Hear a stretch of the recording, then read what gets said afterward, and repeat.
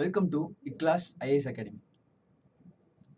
பிரசிடெண்ட்டை பற்றி பார்த்துட்டு வரோம் இல்லையா, ஜனாதிபதி பற்றி பார்த்துட்டு வரோம். ஸோ லாஸ்ட் கிளாஸில் வந்து பிரசிடெண்ட்டோட பவர்ஸ், ஜனாதிபதிக்கு என்னெல்லாம் பவர்ஸ் அரசியலமைப்பில் கொடுத்துருக்காங்க, கான்ஸ்டியூஷனில் ஜனாதிபதிக்குன்னு சொல்லிட்டு என்னெல்லாம் பவர்ஸ் கொடுத்துருக்காங்க, அதிகாரங்கள் கொடுத்தாங்க அப்படிங்கிறத பார்த்தோம். லெஜிஸ்லேட்டிவ் பவர்ஸ் பார்த்தோம், அட்மினிஸ்ட்ரேட்டிவ் பவர் பார்த்தோம் இல்லைங்களா. சட்டமன்ற அதிகாரங்கள் என்னெல்லாம் ஜனாதிபதிக்கு கொடுத்துருக்காங்க. அதே மாதிரி சட்டமன்ற அதிகாரங்கள்ல ஒண்ணுதான் வந்து வீட்டோ பவர், ரத்து அதிகாரம். அந்த ரத்து அதிகாரம் பத்தியும் பார்த்தோம். எக்ஸிகியூட்டிவ் பவர்ஸ், நிர்வாக அதிகாரங்கள் என்னெல்லாம் இருக்கு, இந்த 2 பவர்ஸ் பார்த்துருக்கோம். இந்த வீட்டோ பவர்ஸ்லயே நிறைய 3 டைப்ஸ் இருக்கு, 4 டைப்ஸ் இருக்கு. 3 டைப்ஸ் இந்தியாவில் யூஸ் பண்றாங்க, 4 டைப்புமே யூஎஸ்ல யூஸ் பண்றாங்க. அந்த மாதிரி அந்த வீட்டோ பவர்ஸ் பத்தி பார்த்தோம். வீட்டோ பவர்ஸ் பத்தி, ரத்து அதிகாரம் பத்தி இன்னும் சில விஷயங்கள் வந்து இந்த கிளாஸ்ல பார்க்கலாம். அதுக்கு முன்னாடி ஃபினான்ஷியல் பவர்ஸ், நிதி அதிகாரங்கள், நிதி தொடர்பா என்னெல்லாம் அதிகாரங்கள் வந்து ஜனாதிபதிக்கு இருக்கு. ஸோ நாட்டோட நிதியில அவருக்கு எவ்வளவு தூரம் கண்ட்ரோல் இருக்கு, அதுல என்ன மாதிரி பவர்ஸ், அதிகாரங்கள் வந்து கான்ஸ்டியூஷன்ல நம்ம பாக்குறது எல்லாமே கான்ஸ்டியூஷன்ல இருந்து பிரசிடென்ட்டுக்கு கொடுத்த சில பவர்ஸ் தான் பார்க்கிறோம். ஃபினான்ஷியல் பவர்ஸ் அப்படிங்கிறது வந்து பில்ஸ், மசோதா இருக்கு பாத்தீங்களா. நம்ம இன்னும் பில்ஸை பத்தி பார்க்கல, மசோதாக்கள் பத்தி பார்க்கல. மசோதாக்கள் நிறைய வகையான மசோதாக்கள் இருக்கு, டிஃப்ரெண்ட் டைப்ஸ் ஆஃப் பில்ஸ் இருக்கு. அதுல பர்டிகுலரா ஒரு டைப் ஆஃப் பில் அப்படிங்கிறது வந்து மணி பில், பண மசோதா. இனி நம்ம பில்ஸ் பார்க்காதனால நிறைய பேருக்கு இந்த பில்ஸ் பத்தி தெரிஞ்சிருக்காது. நம்ம பில்ஸ் பத்தி வரக்கூடிய பாராளுமன்றத்தை பார்க்கும்போது பில்ஸை பத்தி எல்லாம் டீட்டெயிலா பார்க்கலாம். இப்போ இந்த மணி பில்ஸ் அப்படிங்கிற ஒரு டைப் ஆஃப் பில் இருக்கு. இதை வந்து பண மசோதா அப்படிங்குவாங்க. ஜஸ்ட் என்ன அப்படின்னா வந்து பணம் சார்ந்து ரிலேட்டடா இருக்கக்கூடிய ஒரு மசோதாக்கள் தான் மணி பில். இன்னும் மணி பில்லை பத்தி டீட்டெயிலா பார்க்கலாம். இப்போ இந்த மணி பில் அப்படிங்கிற ஒன்று இருந்துச்சு அப்படின்னா, இதை பத்தி சில இம்பார்ட்டன்டான ஃபேக்சுவல் சொல்லணும் அப்படின்னா, அவையில் இருக்கக்கூடிய பார்லிமெண்ட் ஆகட்டும், இல்லை ஸ்டேட் அசம்பிளி ஆகட்டும், 2 பக்கமும் மணி பில்ஸ் வந்து பாஸ் ஆகும். மினிஸ்டர் மட்டும்தான் இந்த மணி பில்லை வந்து இனிஷியேட் பண்ண முடியும். யார் வேணாலும் இதை பண்ண முடியாது, யார் வேணாலும் இந்த பில்லை வந்து இனிஷியேட் பண்ண முடியாது. யார் இனிஷியேட் பண்ணணும் அப்படின்னா மினிஸ்டர் மட்டும்தான் இனிஷியேட் பண்ண முடியும், அமைச்சர் மட்டும்தான். இப்போ மினிஸ்டர் அந்த மாதிரி இனிஷியேட் பண்ணும்போது சிம்பிள் மெஜாரிட்டியில அது பாஸ் ஆகணும். ஒருவேளை சிம்பிள் மெஜாரிட்டியில பாஸ் ஆகல அப்படின்னா இது என்ன குறிக்கும் அப்படின்னா, அந்த கவர்மெண்ட் கிட்ட கான்ஃபிடன்ஸே இல்லை. அதனால அந்த கவர்மெண்ட் உடனே என்ன ஆகும் அப்படின்னா டிசொல்யூட் ஆயிரும், கவர்மெண்ட் வந்து நீக்கப்படும். ஸோ அந்த அளவுக்கு ஒரு பவர்ஃபுல்லான பில்லு தான் மணி பில். மற்ற பில் இருக்கு, மற்ற சாதாரண பில், அதான் ஆர்டினரி பில். அந்த பில் பாஸ் ஆகலைன்னா பிரச்சனை இல்லை. ஸோ ஹவுஸ் அசம்பிளிக்கு எந்த விதமான பிரச்சனையும் கிடையாது, டிசொல்யூஷன்லாம் ஆகாது. ஆனால் ஒருவேளை மணி பில் பாஸ் ஆகல அப்படின்னா ஹவுஸே டிசொல்யூஷன் ஆயிரும். சரிங்களா. ஏன்னா அந்த ஹவுஸ் பில், மணி பில் அப்படிங்கிறது அவ்வளோ இம்பார்ட்டன்டான பில். அந்த பில் பாஸ் பண்ணுறதுக்கு வெறும் சிம்பிள் மெஜாரிட்டி இருந்தால் போதும். 50% ஆதரவு கூட இல்லை அப்படின்னா அந்த ஹவுஸ் நடத்த வேணாம் அப்படின்னு சொல்லிட்டு அதை வந்து டிசொல்யூஷன் பண்ணிடுவாங்க. சரி, இப்போ மணி பில்லை பற்றி அதுக்கப்புறம் பார்ப்போம். இப்போ மணி பில் பிரசிடென்ட்டுக்கு மட்டுமே ஒரு இம்பார்ட்டன்ட் பவர் என்னெல்லாம் இந்த ஃபினான்ஷியல் இதில் இருக்கு அப்படிங்கும்போது, இந்த மணி பில் அப்படிங்கிறது ஃபினான்ஷியல், நிதி சார்ந்த ஒரு பில்லு. இதை பாஸ் பண்ணணும், மினிஸ்டர் தான் பாஸ் பண்ண முடியும். பாஸ் பண்ணணும், இனிஷியேட் பண்ணணும் அப்படின்னா பிரசிடென்ட் கிட்ட ப்ரியரா பர்மிஷன் வாங்கணும். பிரசிடென்ட் பர்மிஷன் கொடுத்தாதான் அதை பாஸ் பண்ண முடியும். அது ஒரு இம்பார்ட்டன்டான ஃபினான்ஷியல் பவர், நிதி சார்ந்த அதிகாரம் பிரசிடென்ட்டுக்கு ஒரு பவர் ஆச்சா. அடுத்ததா இரண்டாவதா பார்த்தீங்க அப்படின்னா நோ டிமாண்ட் ஃபார் கிராண்ட், மானியத்திற்கான எந்த ஒரு கோரிக்கையும், அதாவது டிமாண்ட் ஃபார் கிராண்ட் அப்படிங்கிறது வந்து இப்போ வந்து ஒரு ஸ்கீம் இருக்கு, சரிங்களா. ஒரு ஸ்கீம் இருக்கு, அந்த ஸ்கீமுக்கு வந்து இப்போ பணம் வேணும். இந்த ஸ்கீமுக்கு வந்து ஓகே இப்போ வந்து ஒரு பர்டிகுலர் ஒரு ஸ்கீம் இருக்கு. ஒரு மினிஸ்டர் வந்து ஒரு ஸ்கீம் வந்து இது பண்ண போறாரு, லான்ச் பண்ண போறாரு அப்படின்னா அந்த ஸ்கீமுக்கான பணம் வந்து டிமாண்ட் பண்றாரு. டிமாண்ட் ஃபார் கிராண்ட் அப்படின்னு சொல்லுவாங்க. அதுவும் பார்த்தீங்க அப்படின்னா பிரசிடென்ட்டோட ஒப்புதல் இல்லாம கேட்க முடியாது. கண்டின்ஜென்சி ஃபண்ட் ஆஃப் இந்தியா, இந்தியாவின் எதிர்பாரா செலவுகளுக்கான நிதியிலிருந்து. கண்டின்ஜென்சி அப்படின்னா வந்து ஒரு எமர்ஜென்சி பீரியட், எதிர்பார்க்காம நடக்குள்ள ஒரு சில விஷயங்கள். இதெல்லாம் வந்து இப்போ உங்களுக்கு வந்து இந்த கண்டின்ஜென்சி ஃபண்ட் ஆஃப் இந்தியானா என்னன்னு புரியாம இருக்கலாம். இதெல்லாம் பார்லிமெண்ட் கவர் பண்ணும்போது இந்தியாவில் இருக்கக்கூடிய டைப்ஸ் ஆஃப் ஃபண்ட்ஸ் என்னெல்லாம் வந்து நிதிகள், நிதி இருப்பு நிதிகள் வந்து இந்தியாவில் இருக்கு, அது பார்த்தோம் அப்படின்னா உங்களுக்கு இது இந்த மாதிரி ஃபண்ட்ஸ் எல்லாம் புரிஞ்சிடும். இப்போ இந்த இடத்துல அதை பத்தி நான் ஜிஸ்ட் மாதிரி சொல்றேன், ஆனால் நம்ம பின்னாடி பார்க்கும்போது உங்களுக்கு இன்னும் நல்லாவே புரியும். இந்தியாவில் வந்து ஒரு 3 டைப் ஆஃப் நிதி இருப்பு, டைப்ஸ் ஆஃப் ஃபண்ட்ஸ் வந்து எப்பவுமே இருக்கும் at any point of time. ஒன்று பார்த்தீங்க அப்படின்னா கன்சாலிடேட்டட் ஃபண்ட் ஆஃப் இந்தியா அப்படின்னு சொல்லுவாங்க. இந்தியா யூனியன் சென்ட்ரல் கவர்மெண்ட் வாங்குற டாக்ஸஸ் ஆகட்டும், சரிங்களா? சென்ட்ரல் கவர்மெண்ட் வாங்குற நான் டாக்ஸஸ் ஆகட்டும், எல்லாமே எங்க போய் சேரும் அப்படின்னா, இந்த கன்சாலிடேட்டட் ஃபண்ட் ஆஃப் இந்தியால இருக்கும். நம்மளுக்கு பட்ஜெட் ஒதுக்குறாங்க, ஒரு ஸ்கீமுக்கு காசு எடுக்குறாங்க. எல்லாமே இந்த கன்சாலிடேட்டட் ஃபண்ட் ஆஃப் இந்தியால இருந்து தான் எடுத்து குடுப்பாங்க. ஜஸ்ட் அது மாரி ஒரு ஃபண்ட் இருக்கு அப்படிங்கிறது மட்டும் தெரிஞ்சுக்கோங்க. அந்த ஃபண்ட பத்தி இன்னும் டீட்டெயிலா பார்க்கலாம். இதே மாரி பப்ளிக் பப்ளிக் அக்கவுண்ட்ன்னு ஒண்ணு இருக்கு. சரிங்களா? Public account of India. அதுவும் பார்த்தீங்க அப்படின்னா, இந்த மாரி பென்ஷன்ஸ்லாம் இருக்கு பார்த்தீங்களா? நம்ம கவர்ன்மெண்ட் ஆஃபீசர்ஸ் இருக்காங்க. அவங்களோட மாசம் மாசம் ஒரு அமௌண்ட் புடிப்பாங்க பார்த்தீங்களா? பிஎஃப் ஆகட்டும், இன்னும் சில விஷயங்கள்ல அமௌண்ட் புடிக்கிறாங்க. இல்ல இன்சூரன்ஸ் அமௌண்ட்லாம் வருது. இது எல்லாத்தையும் தூக்கி ஒரு அக்கவுண்ட்ல வைப்பாங்க. அதான் பப்ளிக் அக்கவுண்ட்ஸ் ஆஃப் இந்தியா. இந்த அக்கவுண்ட்ல இருந்து பார்த்தீங்க அப்படின்னா, ஒரு வேள அவங்க ரிட்டயர் ஆயிட்டாங்கன்னா, அப்படி உங்களுக்கு பென்ஷனு, அவங்களோட காசு, கவர்ன்மெண்ட் ஆஃபீஸரோட காசு அந்த பப்ளிக் அக்கவுண்ட்ஸ் ஆஃப் இந்தியால இருந்து வரும். அது போக சென்ட்ரல் கவர்ன்மெண்ட்ல கன்டிஜென்சி ஃபண்ட் ஆஃப் இந்தியான்னு ஒண்ணு இருக்கு. கன்டிஜென்சி ஃபண்ட் ஆஃப் இந்தியா. இந்த கன்டிஜென்சி ஃபண்ட் ஆஃப் இந்தியா அப்படிங்கிறது என்ன அப்படின்னா, திடீர்னு ஒரு டிசாஸ்டர் நடக்குது. திடீர்னு ஒரு சுனாமி, திடீர்னு ஒரு எர்த்குவேக், திடீர்னு இந்த இடத்துல வந்து காசு தேவைப்படுது. ஏதோ ஒரு பர்ட்டிகுலர் ஏரியா காசு. டிசாஸ்டர்ஸ் மூலியமா அவசரமா காசு தேவைப்படுது அப்படின்னா, இந்த கன்டிஜென்சி ஃபண்ட் ஆஃப் இந்தியால எப்பவுமே காசு வச்சிருப்பாங்க. மேக்ஸிமம் 500 கோடி எப்பவுமே அதுல இருக்கும். டக்குன்னு என்ன பண்ணுவாரு, பிரசிடென்ட்டோட சைன் இருந்தா போதும். அந்த காசு உடனே எடுத்து எங்க வேணுமோ குடுத்துறலாம். அதுக்கப்புறம் அது எங்க குடுத்தோம் அப்படிங்கிறத பார்லிமென்ட்ல பாஸ் பண்ணி அது கணக்கு தெரிவிச்சா போதும். ஸோ அந்த மாரி ஒரு ஃபண்ட் தான் கன்டிஜென்சி ஃபண்ட் ஆஃப் இந்தியா. அவசர நிலைவுக்காக, எதிர்பாராத செலவுக்கான இருப்பு அப்படின்னு சொல்லுவாங்க. கன்டிஜென்சி ஃபண்ட் ஆஃப் இந்தியா. ஸோ இந்த கன்டிஜென்சி ஃபண்ட் ஆஃப் இந்தியாலருந்து நீங்க பணம் எடுக்கணும் அப்படின்னா, பிரசிடென்ட் ஒருத்தரோட சைன் இருந்தா போதும். அவரோட ஒப்புதல் இருந்தா போதும் எடுத்துறலாம். இன்ஃபாக்ட் இங்க எல்லாத்தையுமே பிரசிடென்ட்டோட பர்மிஷன் இருந்தா போதும். மணி பில் பிரியரா பர்மிஷன் வேணும் அப்படிங்கிறதும், கன்டிஜென்சி ஃபண்ட் ஆஃப் இந்தியாலருந்து காசு எடுக்கிறதுக்கு பிரசிடென்ட்டோட பர்மிஷன் வேணுங்கிறதும், எங்கெல்லாம் இந்த மாரி பிரசிடென்ட்டோட பர்மிஷன் வேணுங்கிறோம்னா, அது எல்லாமே பிரசிடென்ட் அவர் தனி நபரா ஒரு பர்மிஷன் குடுக்குற மாரி கிடையாது. President backed by union of council of ministers. இந்த பொது மந்திரி சபை இருக்கு இல்லையா? அ ம சென்ட்ரல் கவர்ன்மென்ட்டோட மந்திரி சபை, union council of ministers. So அவங்களோட ஒப்புதல் தான். ஸோ அவங்களோட ஒப்புதல் தான் பிரசிடென்ட்டோட ஒப்புதல் மாரி. ஸோ அவங்களோட அட்வைஸ் படி தான் பிரசிடென்ட் ஆக்ட் ஆவாரு. ஸோ அதனால அவர் தன்னிச்சையா முடிவு பண்ண முடியாது. பிரசிடென்ட் சில இடங்கள்ல தன்னிச்சையா முடிவு பண்ணலாம். அதான் வந்து டிஸ்கிரிஷனரி பவர். தன்னிச்சையா அவர் யாரையும் கேட்காம அவர் அவர் முடிவு பண்ணலாம். அந்த பவர்ஸ் பின்னாடி பார்க்கலாம். இப்ப பினான்சியல் பவர்ஸ்ல எங்கெல்லாம் இந்த பிரசிடென்ட் பினான்சியல் பவர்ஸ்ன்னு இல்ல. எங்கெல்லாம் பிரசிடென்ட் இதெல்லாம் பண்றாருன்னு வருதோ, அதெல்லாம் பிரசிடென்ட் அவர் தன்னிச்சையா முடிவு பண்ணல. President backed by council of ministers. இந்த கவுன்சில் ஆஃப் மினிஸ்டர்ஸ் என்ன அட்வைஸ் பண்றாங்களோ, அததான் பிரசிடென்ட் வந்து செய்ய முடியும். அடுத்ததா வந்து பிரசிடென்ட் என்ன பண்ணுவார் அப்படின்னா, ஃபினான்ஸ் கமிஷன், நிதி ஆணையம். இது ஒரு கான்ஸ்டிடியூஷனல் பாடி. ஆர்டிகிள் 280ல வந்து குறிப்பிட்டிருப்பாங்க ஃபினான்ஸ் கமிஷன். ஸோ ஃபினான்ஸ் கமிஷனும் ஒரு 5 வருஷத்துக்கு ஒருக்கா வந்து ஒரு நிதி ஆணையம் வந்து கண்டிப்பா அமைக்கணும். கான்ஸ்டிடியூஷன்லயே குறிப்பிட்டிருக்காங்க. அது பிரசிடென்ட் தான் அமைப்பார்.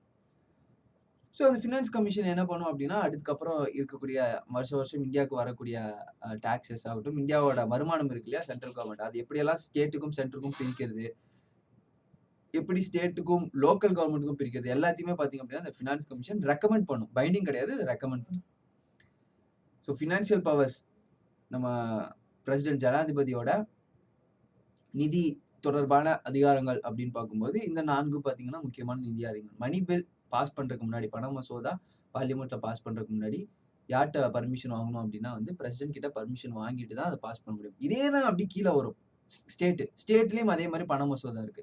ஸ்டேட்லயும் அதே மாரி பண மசோதா ஒரு மினிஸ்டர் தான் பாஸ் பண்ண முடியும். ஒரு மினிஸ்டர் பாஸ் பண்றதுக்கு முன்னாடி, அங்க எப்படி பிரசிடென்ட்டோ, இங்க கவர்னர். இங்க ஆளுநர் கிட்ட முன்னதா பர்மிஷன் வாங்கிட்டு தான் பாஸ் பண்ணணும்.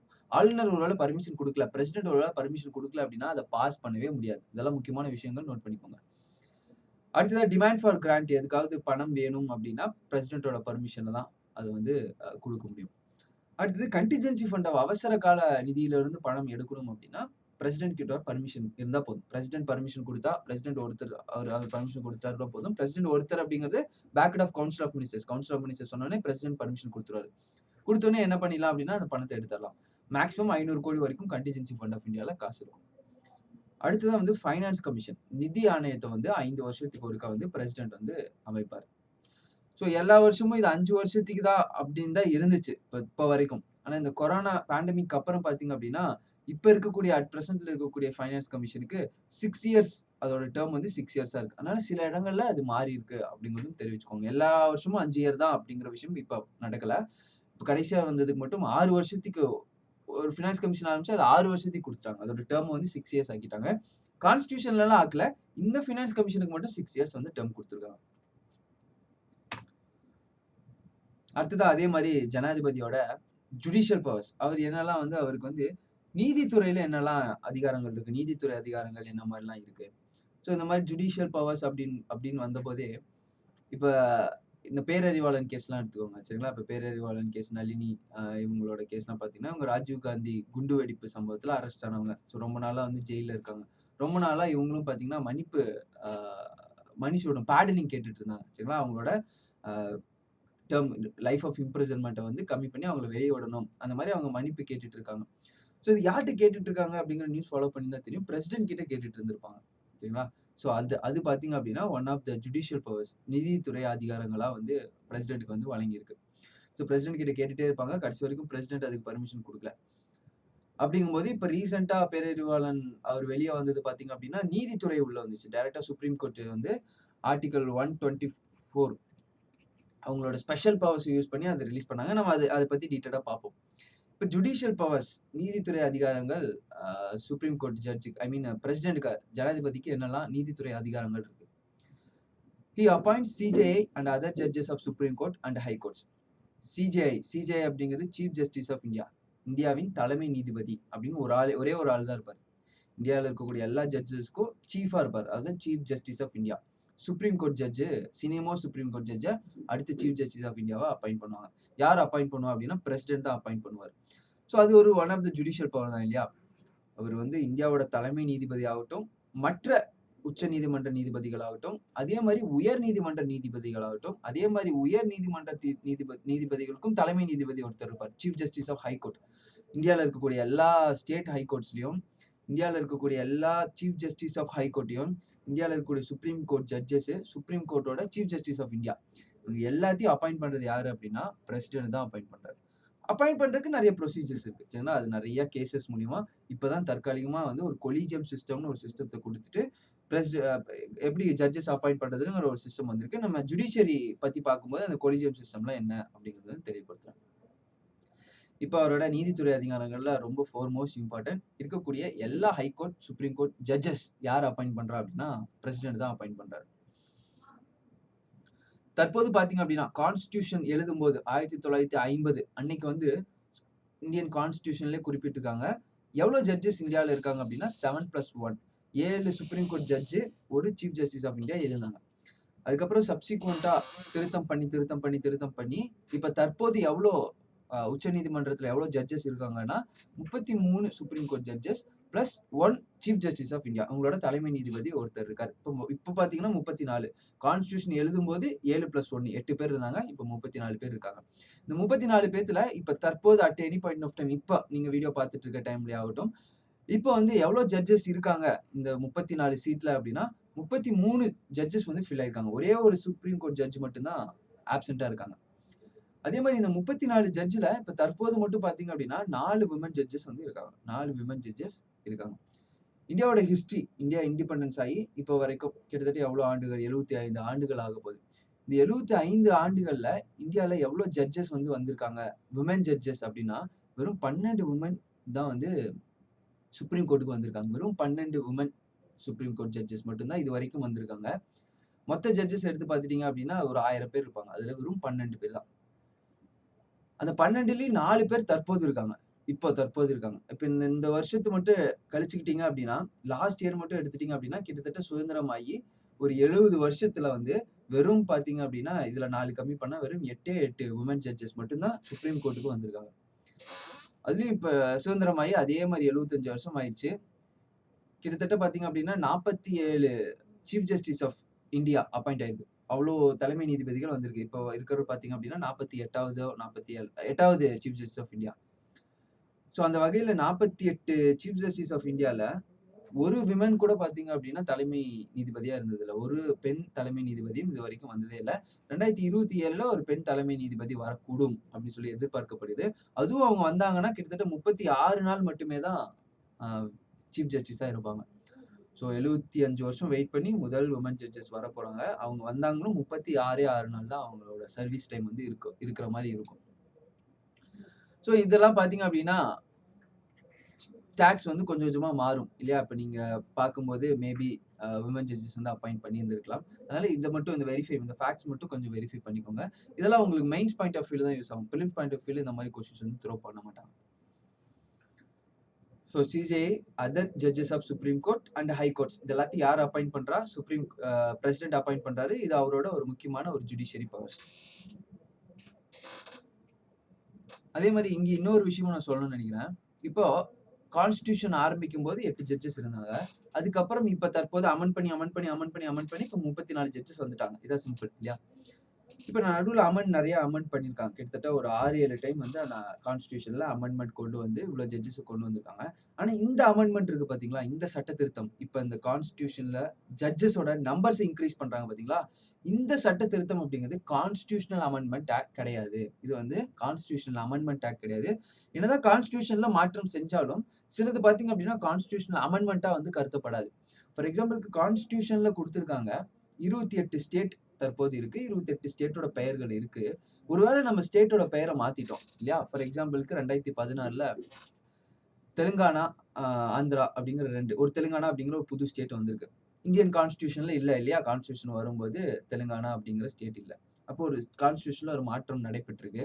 அதே மாதிரி ஜம்மு அண்ட் காஷ்மீர் ஆகட்டும், அதே மாதிரி மெட்ராஸ்ன்னு இருந்தது தமிழகமா பெயர் மாத்தினதாகட்டும், இதெல்லாம் கான்ஸ்டிடியூஷன்ல இருக்கும்போது இல்ல. ஆனா கான்ஸ்டிடியூஷன் அதுக்கப்புறம் அமெண்ட் பண்ணி இந்த மாதிரி விஷயங்கள் கொண்டு வந்திருக்காங்க. இதெல்லாம் கான்ஸ்டிடியூஷனல் அமெண்ட்மெண்ட்னு கருதக்கூடாது. சரிங்களா? கான்ஸ்டிடியூஷனல் அமெண்ட்மெண்ட் பண்றதுக்கு ப்ரொசீஜர் வேற. ஆர்டிகல் 368 சொல்லுது அத. இதெல்லாம் பாத்தீங்கன்னா சிம்பிள் மெஜாரிட்டில பண்ணுது. இது வந்து கான்ஸ்டிடியூஷனல் அமெண்ட்மெண்ட்டா ஏற்றுக்கொள்ள முடியாது. அந்த மாதிரியே குறிப்பிட்டிருப்பாங்க. அதே மாதிரி இந்த ஜட்ஜஸ் இன்க்ரீஸ் பண்ணதும் என்னதான் கான்ஸ்டிடியூஷன் அமெண்ட் ஆயிருந்தாலும் நம்பர் ஆஃப் ஜட்ஜஸ் ஆக்ட் அப்படின்னு ஒரு ஜட்ஜஸ் ஆக்ட் இருக்கு. இந்த ஜட்ஜஸ் ஆக்ட ஜஸ்ட் சிம்பிள் மெஜாரிட்டில அமெண்ட் பண்ணாலே போதும். பார்லிமெண்ட்ல சரிங்களா? ஜஸ்ட் சிம்பிள் மெஜாரிட்டில அமெண்ட் பண்ணாலே போதும். சுப்ரீம் கோர்ட் ஜட்ஜஸோட ஸ்ட்ரென்த்தை வந்து இன்க்ரீஸ் பண்ணிடலாம். இன்னொரு திரும்ப சொல்றேன். ரொம்ப முக்கியமான விஷயம். நல்லா லிசன் பண்ணிக்கோங்க.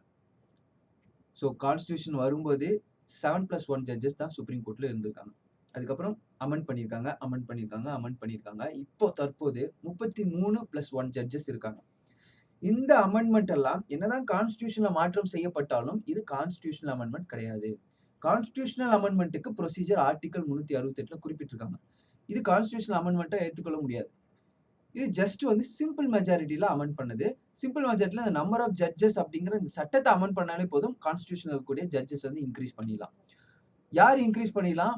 பார்லிமெண்ட்ல இப்போ ஒரு நம்பர் ஆஃப் ஜட்ஜஸ் ஆக்ட வந்து இப்போ இருக்கக்கூடிய பெண்டிங் கேசஸ்லாம் அதிகமா இருக்கு இல்லையா? இப்போ சுப்ரீம் கோர்ட்ல மட்டும் எடுத்துட்டீங்கன்னா கிட்டத்தட்ட 70 லட்சம் பெண்டிங் கேசஸ் வந்து சுப்ரீம் கோர்ட்ல மட்டுமே இருக்கு. மொத்த ஜுடிஷியரிலையும் எடுத்துட்டீங்க அப்படின்னா 3.2 crore பெண்டிங் கேசஸ் இருக்கு. இவ்வளவு தூரம் பெண்டிங் கேசஸ் இருக்கு. இந்தியாவில் ஆவரேஜா இப்போ ஒரு கேஸ் போய் ஃபைல் பண்றீங்க அப்படின்னா அந்த கேஸ் முடிஞ்ச வரைக்கும் 15 வருஷம் 15 இயர்ஸ். இந்தியாவில் போயிட்டு சுப்ரீம் கோர்ட்ல போய் ஒரு கேஸ் ஃபைல் பண்றீங்கன்னா அந்த கேஸ் முடிஞ்ச வரைக்கும் ஆவரேஜா பாத்தீங்கன்னா 5 வருஷம். இவ்வளவு தூரம் லேட் ஆகுது ஒரு கேஸும். இந்தியாவில் இப்போ தற்போது இருக்கக்கூடிய எல்லா பெண்டிங் கேசஸும் அப்படியே இருக்கு. இனிமேல் எந்த கேஸுமே ஃபைல் ஆகல. இந்த பெண்டிங் கேசஸை மட்டும் கிளியர் பண்ணும். இப்ப இருக்கிற ஸ்ட்ரென்த்தை வச்சு இந்த பெண்டிங் கேசஸ் மட்டும் கிளியர் பண்ணோம் அப்படின்னா கிட்டத்தட்ட 100 வருஷம் இப்ப இருக்க ஜுடிஷியரி ஒர்க் பண்ணுச்சுன்னா தான் இந்த கேசஸ் எல்லாம் முடிக்க முடியும். 100 வருஷம் ஆகும் இந்த கேசஸ் எல்லாம் முடிக்கிறதுக்கு. இனி ஃபர்தரா கேசஸ் ஆட் ஆகாம இருந்துச்சுன்னா இப்போ ஃபர்தரா கேசஸ் ஆட் ஆக இன்னும் வருஷங்கள் கூடும். ஸோ இந்த அளவுக்கு ஜுடிஷியரோட நிலைமை இருக்கு. ஜுடிஷியரி 33 ஜட்ஜஸ் நம்மளுக்கு பத்தாது, 34 ஜட்ஜஸ் பத்தாது. நீ ஜட்ஜஸ் வந்து ஒரு 50 ஆக்கணும் அப்படிங்கிற ஒரு தீர்மானம் வந்து பார்லிமெண்ட்ல வருது அப்படின்னா ஜஸ்ட் சிம்பிள் மெஜாரிட்டி போதும். பார்லிமெண்ட் நினைச்சது அப்படின்னா வெறும் சிம்பிள் மெஜாரிட்டியில பண்ணிடலாம். வேற சில ஹை கோர்ட்ஸ் சரிங்களா? உயர் நீதிமன்றத்தில் இருக்கக்கூடிய ஜட்ஜஸ் இன்க்ரீஸ் பண்ணணும்னு நினைச்சீங்க அப்படின்னா அதுக்கு ஆக்டே பாஸ் பண்ண வேண்டியதில்லை. ஜஸ்ட் பிரசிடென்ட் நினைச்சா போதும். பிரசிடென்ட் எங்கெல்லாம் நினைச்சா போதும்னு சொல்லணும். பிரசிடென்ட்டோட யூனியன் கவுன்சில் ஆஃப் மினிஸ்டர்ஸ் இல்லையா? இப்போ யாரெல்லாம் அமைச்சர் அந்த மினிஸ்டர்ஸா இருக்காங்களோ அவங்களோட ஒப்புதல் இருந்தா போதும். பிரசிடென்ட் உடனே எக்ஸிக்யூட்டிவ் ரெசல்யூஷன் பாஸ் பண்ணி ஹைகோர்ட் ஜட்ஜஸோட ஸ்ட்ரென்த்தை இன்க்ரீஸ் பண்ணிடுவாரு. ஸோ இவ்வளவுதான் சிம்பிள். இதுல நீங்க என்ன தெரிஞ்சுக்கணும் அப்படின்னா சுப்ரீம் கோர்ட் ஜட்ஜை இன்க்ரீஸ் பண்ணணும்னா பார்லிமெண்ட் தான் பண்ண முடியும். ஹைகோர்ட் ஜட்ஜஸ் வந்து இன்க்ரீஸ் பண்ணணும் அப்படின்னா பிரசிடென்ட் பண்ண முடியும். இவ்வளவுதான் சிம்பிள். இது வந்து பிரசிடென்ட், இது வந்து பார்லிமெண்ட். அப்போ ஹி கேன் கிராண்ட் இது. அதை கூட நீங்க ஒரு இம்பார்ட்டன்ட் பாயிண்டா இதுல ஆட் பண்ணிக்கலாம். என்ன பாயிண்ட் அப்படின்னா ஹைகோர்ட்ஸ் உயர் நீதிமன்றத்தில் இருக்கக்கூடிய ஜட்ஜஸோட ஸ்ட்ரென்த்தை இன்க்ரீஸ் பண்ணணும்னு வைங்க. ஜட்ஜஸோட ஸ்ட்ரென்த்தை இன்க்ரீஸ் பண்ணணும் அப்படின்னா பிரசிடென்ட்டால பண்ண முடியும். இதுவும் ஒரு ஜுடிஷியல் பவர் தான். பிரசிடென்ட்க்கு இதுவும் ஒரு ஜுடிஷியல் பவர் தான். இங்க பாயிண்ட் இல்லை அப்படின்னாலும் இதை ஆட் பண்ணிக்கலாம். நோட் பண்ணிக்கோங்க. அடுத்தது எந்த ஒரு குற்றத்திற்கும் தண்டனை பெற்ற எந்த ஒரு நபருக்கும் அவர் மன்னிப்பு வழங்க முடியும். இது ரொம்ப இம்பார்ட்டன்டான ஒரு விஷயம். பார்டனிங் பவர் அப்படின்னு சொல்லுவாங்க. மன்னிப்பு கொடுக்குற அதாவது மன்னிப்பு வழங்குற பவர். அதான் வந்து pardoning power. He can grant pardon any person convicted of any offense. So இது எனி அப்படிங்கிறது ரொம்ப முக்கியம். ஸோ எனி மிலிட்டரி கோர்ட்ல இருந்து அவருக்கு தண்டனை கொடுத்தாலும் சரி, சுப்ரீம் கோர்ட்ல தண்டனை கொடுத்தாலும் சரி, ஹை கோர்ட்ல தண்டனை கொடுத்தாலும் சரி, எந்த கோர்ட்ல தண்டனை கொடுத்தாலும் சரி, பிரசிடென்ட் வந்து அவங்களுக்கு பார்டனிங் பண்ணலாம். அது எந்த தண்டனையா இருந்தாலும் சரி, லைஃப் இம்ப்ரிசன்மெண்ட்டா இருந்தாலும் சரி, அதே மாரி அவருக்கு வந்து டெத் பெனால்டி அப்படின்னா தூக்கு தண்டனையா இருந்தாலும் சரி, அவருக்கு எந்த விதமான தண்டனையா இருந்தாலும் பிரசிடென்ட் வந்து பார்டன் பண்ற பவர் இருக்கு. இப்ப இங்க பிரசிடென்ட்க்கு பார்டன் பண்ற பவர் இருக்குங்கும்போது, பிரசிடென்ட் தன்னிச்சையா பண்ண முடியாது. பிரசிடென்ட்டோட கவுன்சில் ஆஃப் மினிஸ்டர்ஸ். இப்ப யாரெல்லாம் ஆட்சியில இருக்காங்க, இப்ப பிஜேபி கவர்ன்மெண்ட் ஆட்சியில இருக்காங்கன்னா, பிஜேபி கவர்ன்மெண்ட் அமைச்சு வச்சிருக்காங்க இல்லையா ஒரு மந்திரி சபை. அந்த மந்திரி சபை நிர்ணயிச்சு அப்படின்னா பிரசிடென்ட் கிட்ட அட்வைஸ் பண்ணுவாங்க. பிரசிடென்ட் உடனே அதை பண்ணிருவாரு. இப்ப பார்டனிங் பவர் ஆஃப் பிரசிடென்ட் அப்படிங்கிறது இன்டைரக்டா யாருக்குன்னா யூனியன் கவுன்சில் ஆஃப் மினிஸ்டர்ஸ் தான். அவங்க எல்லாரும் நினைச்சாங்க பிரைம் மினிஸ்டரோட ஹெட் கீழ இருக்கக்கூடிய யூனியன் கவுன்சில் ஆஃப் மினிஸ்டர் நினைச்சாங்க இவரை மன்னிக்கணும்னு நினைச்சாங்க அப்படின்னா உடனே அவருக்கு அட்வைஸ் பண்ணுவாங்க. அவரு அதை என்ன பண்ணுவாரு அப்படின்னா இம்ப்ளிமெண்ட் பண்ணிடுவார். ஸோ இதான் வந்து ஜுடிஷியல் பவர்ஸ், நீதித்துறை அதிகாரங்கள். பிரசிடென்ட்டுக்கு கான்ஸ்டிடியூஷன்ல இருந்து கொடுக்கப்பட்ட நீதித்துறை அதிகாரங்கள். இதுல அந்த பார்டனிங் பவர்ஸை பத்தி நம்ம இன்னும் டீட்டெயிலா பார்க்கலாம். அவருக்கு என்ன மாதிரி பார்டனிங் பவர்ஸ் இருக்கு, சரிங்களா? இங்க இருக்கு என்னெல்லாம் பார்டனிங் பவர்ஸ் இருக்கு அப்படிங்கறத இப்ப நம்ம பார்ப்போம். அதுக்கு முன்னாடி ஓகே சரி அவருக்கு என்னெல்லாம் பார்டனிங் பவர்ஸ் இருக்கு அப்படிங்கறத ஒரு கோர்வையா பார்த்துருவோம். அதுக்கு முன்னாடி ராணுவ அதிகாரங்கள், அவருக்கு என்னெல்லாம் ராணுவ அதிகாரங்கள் இருக்கு அப்படிங்கறதையும் முடிச்சிடலாம். என்னெல்லாம் மிலிட்டரி பவர்ஸ் இருக்கு அப்படின்னா, டிஃபென்ஸ் ஃபோர்ஸஸ் இருக்கு இல்லையா, எல்லா டிஃபென்ஸ் ஃபோர்ஸஸ் ஆகட்டும், இருக்கக்கூடிய ஆர்மி ஆகட்டும், நேவி ஆகட்டும், ஏர் ஃபோர்ஸ் ஆகட்டும், கோஸ்டல் ஃபோர்ஸ் ஆகட்டும், எல்லாத்தோட கமாண்டர் யாரு அப்படின்னா வந்து பிரசிடென்ட் தான். இது ஒரு ரொம்ப இம்பார்ட்டன்டான ஒரு எம்சிக்யூ மாதிரியே கேட்கலாம். Who is the Supreme Commander of Defence Forces India? இந்தியாவின் பாதுகாப்பு படைகளின் உச்ச தளபதி யாரு அப்படின்னா வந்து பிரசிடென்ட் தான். அதே மாதிரி இவர் தான் ஆர்மியில இருக்கக்கூடிய சீஃப்ஸ் எல்லாம் இருக்காங்க இல்லையா, chief of army, chief of navy, chief of air force, இப்போ இவங்க எல்லாத்துக்கும் சேர்த்த சீஃப் ஆஃப் டிஃபென்ஸ் சர்வீஸ்னு சிடிஎஸ்னு ஒரு சர்வீஸும் கிரியேட் ஆயிருக்கு. ஸோ இவங்க எல்லாத்தையும் இருக்கக்கூடிய எல்லா சீஃபும் அப்பாயிண்ட் பண்ணது வந்து பிரசிடென்ட் தான் அப்பாயிண்ட் பண்றாரு. அதுக்கப்புறம் சில எமர்ஜென்சி பவர்ஸ் இருக்கு. இந்த எமர்ஜென்சி பவர்ஸை பத்தி டீடைல்டா பார்ப்போம். சில எமர்ஜென்சி பவர்ஸ் என்னெல்லாம் அப்படின்னா, தேசிய நெருக்கடி, மாநில நெருக்கடி, நிதி நெருக்கடி, 3 எமர்ஜென்சிஸ் இருக்கு. National emergency, state emergency, financial emergency. So இந்த 3 எமர்ஜென்சிஸோட ஆர்டிகல் நம்பர் பார்த்துக்கோங்க. ஆர்டிகல் 352. இது வந்து நேஷனல் எமர்ஜென்சி. ஃபர்ஸ்ட் வந்து நேஷனல் எமர்ஜென்சி. இது கூட ஒரு 4 ஆட் பண்ணீங்க அப்படின்னா ஸ்டேட் எமர்ஜென்சி. இது கூட ஒரு 4 ஆட் பண்ணீங்க அப்படின்னா ஃபைனான்ஷியல் எமர்ஜென்சி. இந்த அவசர கால நிலை வந்து வரக்கான காரணம் என்ன, எப்படியெல்லாம் இந்த அவசர கால நிலையை கொண்டு வருது, இதை பற்றியெல்லாம் டீட்டெயிலாக வந்து எமர்ஜென்சிஸ் பார்க்கும்போது டிஸ்கஸ் பண்ணலாம். ஆனால் இந்த எல்லா எமர்ஜென்சியும் ப்ரொமல்கேட் பண்ணுறது, சரிங்களா? ப்ரொமல்கேட் அப்படின்னா வந்து பிறப்பிக்கிறது அப்படிங்கிறது யாரோட பவர் அப்படின்னா பிரசிடென்ட்டுக்கு தான் பவர். ஸோ பிரசிடென்ட் பிறப்பிக்கிறதுக்கு முன்னாடி அது பார்லிமெண்ட்ல சில ஆக்ட் மூலியமா அதை பாஸ் பண்ணணும், அதையும் நம்ம பார்க்கலாம். கடைசியில் இதை ப்ரொமல்கேட் பண்ணுற பவர் யாருக்கு அப்படின்னா பிரசிடென்ட்டுக்கு தான் இது ப்ரொமல்கேட் பண்ணுற பவர். இப்போ இந்த தேசிய நெருக்கடி நிலை இந்தியாவில் இது வரைக்கும் போட்டிருக்காங்களா அப்படின்னா கிட்டத்தட்ட 3 தடவை வந்து தேசிய நெருக்கடி நிலை இந்தியாவில் போட்டிருக்காங்க. அது 2 டைம் வந்து எமர்ஜென்சி பீரியட், ஐ மீன் ஆமா எமர்ஜென்சி 2 டைம் வந்து ஸ்ரீமதி இந்திரா காந்தி பீரியட் அப்போ அந்த 2 டைம் வந்து வந்திருக்கு. அடுத்து வந்து ஃபினான்ஷியல் எமர்ஜென்சி, நிதி நெருக்கடி. இது பார்த்தீங்க அப்படின்னா இது வரைக்கும் இந்தியாவில் ஒரு தடவை கூட போட்டதே இல்லை, 0. ஈவன் இந்த கோவிட் டைம்ல கூட அது வரல. கோவிட் டைம்ல வரும்னு நிறைய பேர் எதிர்பார்த்தாங்க ஃபினான்ஷியல் எமர்ஜென்சி. ஆனால் ஃபினான்ஷியல் எமர்ஜென்சி நம்ம இந்தியாவில் இது வரைக்கும் பிறப்பிக்கப்பட்டதே இல்லை. ஸ்டேட் எமர்ஜென்சி நடுவில் இருக்கு பார்த்தீங்களா, மாநில நெருக்கடி நிலை. இது பார்த்தீங்கன்னா கிட்டத்தட்ட 125 பிளஸ் டைம்ஸ் வந்து இதை வந்து கொண்டு வந்திருக்காங்க. அதுலயும் இந்திரா காந்தி பீரியட் அப்ப 27 முறை வந்து இந்த தேசிய நெருக்கடி நிலை வந்து பிறப்பிச்சிருக்காங்க. ஸோ அவங்க அதிகமா இதை மிஸ்யூஸ் பண்ணிருக்காங்க அப்படின்லாம் குறிப்பிட்டிருக்காங்க. இதுதான் பிரசிடென்ட்க்கு ரிலேட்டடான மிலிட்டரி பவர்ஸ். அடுத்தது வந்து எமர்ஜென்சி பவர்ஸ். அவர் வந்து இந்தியாவின் பாதுகாப்பு படையின் உச்ச நீதிபதி அப்படிங்கிற ஒரு பாயிண்ட்டும், இருக்கக்கூடிய எல்லா சீஃப்ஸ், எல்லா தளபதிகளும், விமான தலைவர்களை வந்து அவர் தான் அப்பாயிண்ட் பண்றாரு. இப்போ அவர் தான் அப்பாயிண்ட் பண்றாரு அப்படின்னா அவருக்கு ரெக்கமெண்டேஷன்ஸ் வந்துருக்கும், சரிங்களா? ரெக்கமெண்டேஷன் பண்றதுக்கும் அதுக்கு ஒரு தனி கமிட்டி இருக்கு. அவர் ஜஸ்ட் ரெக்கமெண்டேஷனை அவர் அப்பாயிண்ட் பண்ணுவாரு, அது அவருக்கு உண்டான ஒரு அதிகாரம். அதே மாதிரி எமர்ஜென்சி பவர்ஸை ப்ரொமல்கேட் பண்றதும் யாரு அப்படின்னா பிரசிடென்ட் தான், பிறப்பிக்கிறதும் பிரசிடென்ட் தான். 3 டைப்ஸ் ஆஃப் எமர்ஜென்சிஸ் இருக்கு. 3 எமர்ஜென்சி பத்தியும் டீட்டெயிலா வந்து டிஸ்கஸ் பண்ணுவோம்.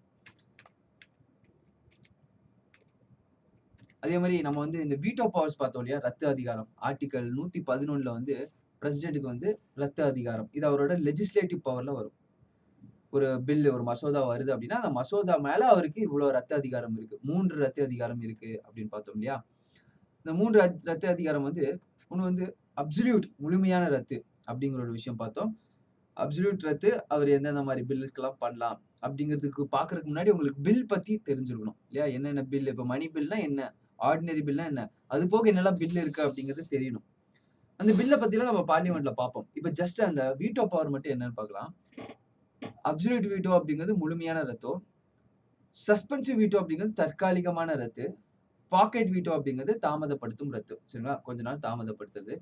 ஸோ இது 3 லாஸ்ட் கிளாஸ்லயே நான் ஏதோ சொல்லியிருப்பேன். ஸோ இந்த டயகிராம் பார்த்தீங்க அப்படின்னா இன்னும் உங்களுக்கு புரியும்.